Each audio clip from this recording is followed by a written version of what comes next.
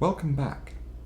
And now, Chapter 3, in which Pooh and Piglet go hunting and nearly catch a Woozle. The Piglet lived in a very grand house in the middle of a beech tree, and the beech tree was in the middle of the forest, and the Piglet lived in the middle of the house. Next to his house was a piece of broken board, which had Trespassers W on it. When Christopher Robin asked the Piglet what it meant, he said it was his grandfather's name, and that it had been in the family for a long time. Christopher Robin said you couldn't be called Trespassers W, and Piglet said, oh yes you could, because his grandfather was, and it was short for Trespassers Will, which was short for Trespassers William. And his grandfather had had two names in case he lost one, Trespassers after an uncle, and William after Trespassers. I've got two names, said Christopher Robin carelessly. Well, there you are, that proves it, said Piglet. One fine winter's day, when Piglet was brushing away the snow in front of his house, he happened to look up, and there was Winnie the Pooh.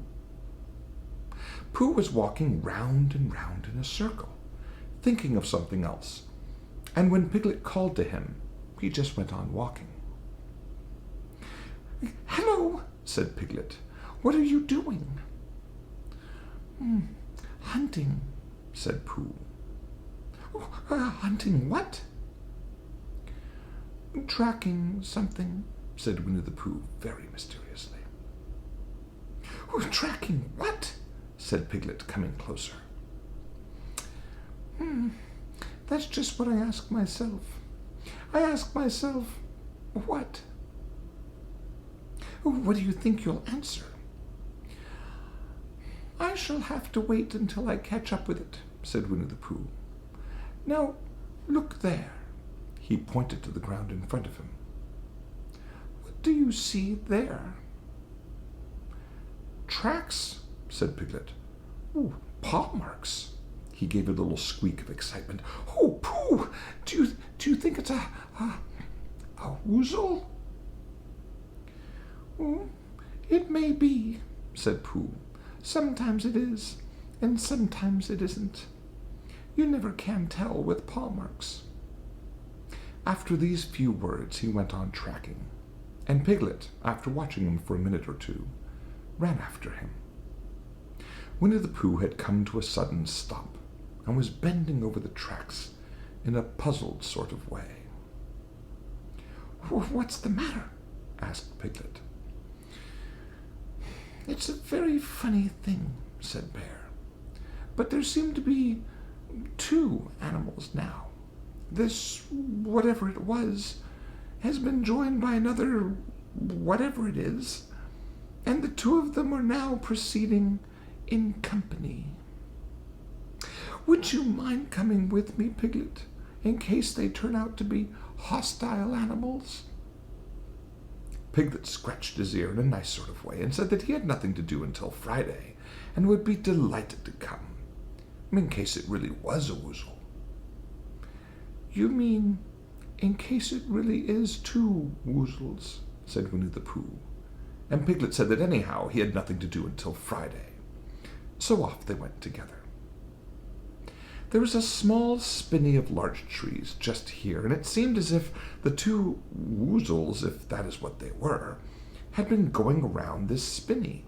So round this spinney went Pooh and Piglet after them, Piglet passing the time by telling Pooh what his grandfather Trespassers W had done to remove stiffness after tracking, and how his grandfather Trespassers W had suffered in his later years from shortness of breath, and other matters of interest. And Pooh, wondering what a grandfather was like, and if perhaps this was two grandfathers they were after now, and if so, whether he would be allowed to take one home and keep it, and what Christopher Robin would say, and still the tracks went on in front of them. Suddenly, Winnie the Pooh stopped and pointed excitedly in front of him. Look! What? Said Piglet with a jump. And then, to show that he hadn't been frightened, he jumped up and down once or twice in an exercising sort of way. tracks, said Pooh. A third animal has joined the other two. Pooh, cried Piglet. Do you think it's another Woozle?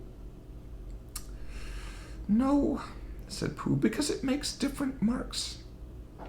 It is either two Woozles and one as it might be Wizzle, or two as it might be Wizzles and one, if so it is, Woozle. Let us continue to follow them. So they went on, feeling just a little anxious now in case the three animals in front of them were of hostile intent. And Piglet wished very much that his grandfather T.W. were there instead of elsewhere. And Pooh thought how nice it would be if they met Christopher Robin suddenly, but quite accidentally, and only because he liked Christopher Robin so much. And then, all of a sudden, Winnie the Pooh stopped again and licked the tip of his nose in a cooling manner.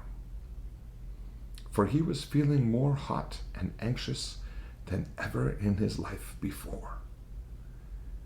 There were 4 animals in front of them. Do you see, Piglet? Look at their tracks. 3, as it were, Woozles, and 1, as it was, Wizzle. Another Woozle has joined them. And so it seemed to be.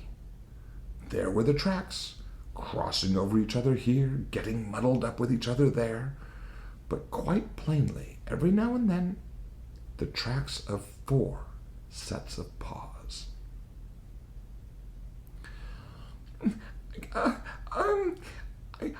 I think, said Piglet, when he had licked the tip of his nose too and found that it brought very little comfort, I think that I have just remembered something. I have just remembered something that I forgot to do yesterday and shan't be able to do tomorrow, so I suppose I really ought to go back and do it now.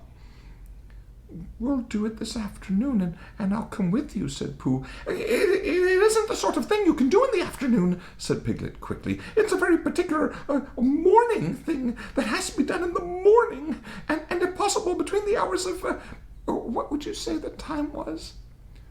Oh, about 12, said Winnie the Pooh, looking at the sun. Between, as I was saying, the hours of 12 and 12:05. So really, dear old Pooh, if you'll excuse me, what's that? Pooh looked up at the sky, and then, as he heard the whistle again, he looked up into the branches of a big oak tree, and then he saw a friend of his. It's Christopher Robin, he said. Then you'll be all right, said Piglet. You'll be quite safe with him. Goodbye. And he trotted off home as quickly as he could, very glad to be out of all danger again. Christopher Robin came slowly down his tree. Silly old bear, he said, what were you doing? First you went round the spinney twice by yourself, and then Piglet ran after you, and you went round again together, and then you were just going round a 4th time. Wait a moment, said Winnie the Pooh, holding up his paw. He sat down and he thought, in the most thoughtful way you could think. Then he fitted his paw into one of the tracks, and then he scratched his nose twice and stood up. Yes, said Winnie the Pooh. I see now, said Winnie the Pooh. I have been foolish and deluded, said he, and I am a bear of no brain at all. You're the best bear in all the world, said Christopher Robin soothingly. Am I? Said Pooh hopefully, and then he brightened up suddenly. Anyhow, he said, it is nearly luncheon time. So he went home for it. I love these stories, and I hope you do too. And if you like this one, then subscribe. There's going to be new material every Thursday. See you next time.